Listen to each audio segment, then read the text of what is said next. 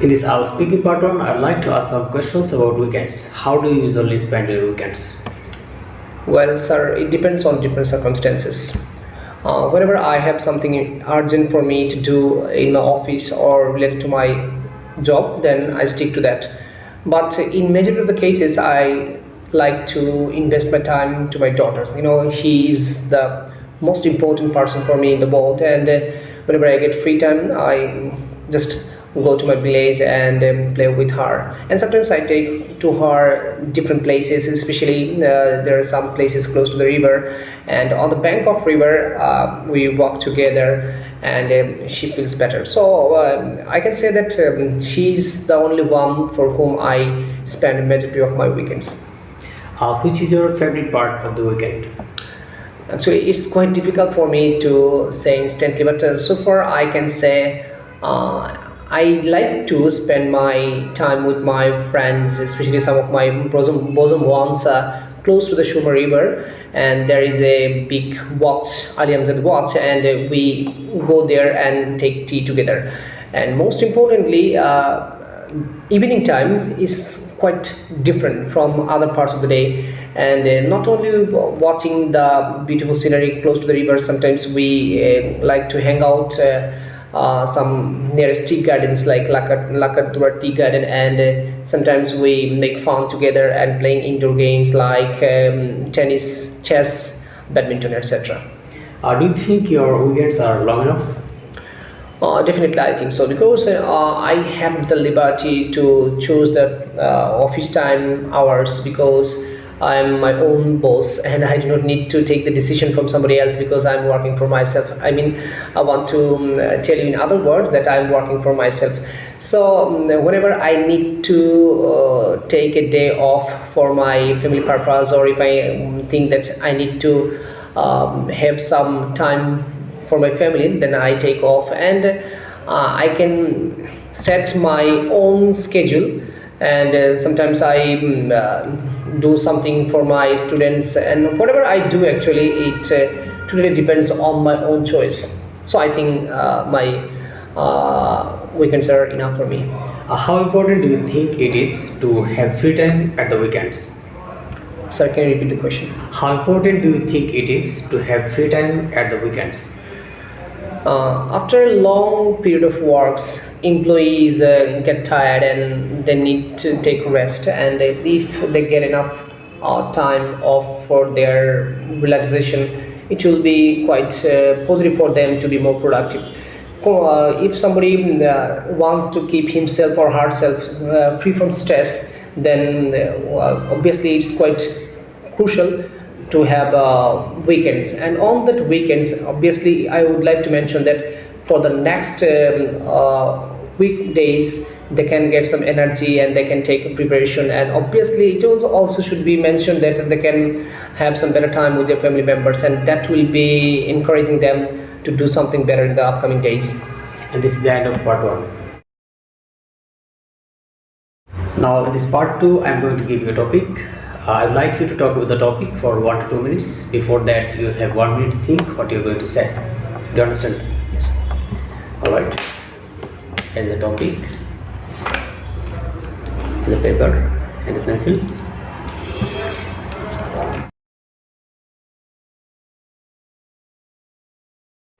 Alright. Could you start speaking now, please? Thank you, sir, for such a topic. I would like to talk about a person who does something well. To be honest, I met several people in my life who are creative and having versatile quality. Now I would like to talk about Hanif Shonket, who is well known all over the country, and he is a famous TV host, and the name of his program is Ittadi. And most importantly, I would like to mention that he is not only the host of the program, as well as he is the producer, and he is all in all, if I want to say in a word. And one particular thing why I choose this person is the way he speaks, like that he is reciting rhymes of his own. And another important thing, he's always trying to find out the creative people around us. It doesn't matter the people are younger or older, from any region or any religion. And he is also a good motivational speaker, as he just can make the other people and the more energetic. And sometimes he works for the protection of environment. Like I can say that when he arranges any kind of competition, especially on his show, he likes to gift trees to the people, and that means that he likes to promote the tree plantation, and indirectly that is meaning that he is contributing to the protection of the environment. And he was awarded several times with national awards, and something I don't know maybe, but since the time I saw him first in maybe 2021, oh sorry, 2011, and I was amazed by the way he just approaches in his TV program, and he can manipulate the people, and more importantly, the younger people are much addicted to this person and learn many things to be more creative in the future. And I really appreciate, and I will feel over the moon if I can meet him once. All right, thank you very much. And that is the end of part 2. Now I'm going to ask some general questions related to the topic that I have provided you. What skills and abilities do people most want to have today, and why? According to my knowledge, at present time, most of the people like to have communication skills, because we are living in a world of globalization, and people needs to communicate with the people not inside the country, but sometimes we need to make communication internationally. And sometimes those are related to work, sometimes those are related to business, and sometimes different other purposes like sports purpose.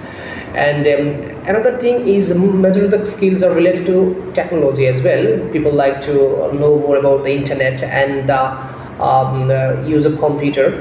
And some of the younger people who are working with the IT, they just like to tend to have some skills related to their programming, and they just do some development of softwares or some other things like that.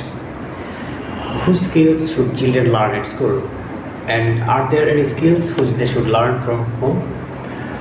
Well, I can say that children should learn different skills from school, such as drawing, dancing, and speech delivering. This kind of skills, so far I can say right now, should be learned from the schools. And these skills are also crucial for their mental development, as well as also those have some physical values. And as the second part of your questions, it's about whether there is there something that they can learn from their home. I can say that cycling and swimming, this kind of skills should be learned from home, that parents can guide. And those things are not quite difficult, and it doesn't need any theoretical item, and parents easily can teach them. Not only parents, sometimes the older siblings or the grandparents also guide them to learn how to swim or cycling, and those two things obviously has practical value. Whose skills do you think will be important in the future, and why?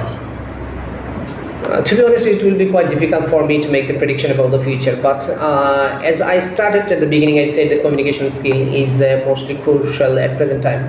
But in future, people will try to have some skill which are making them more productive to earn more money.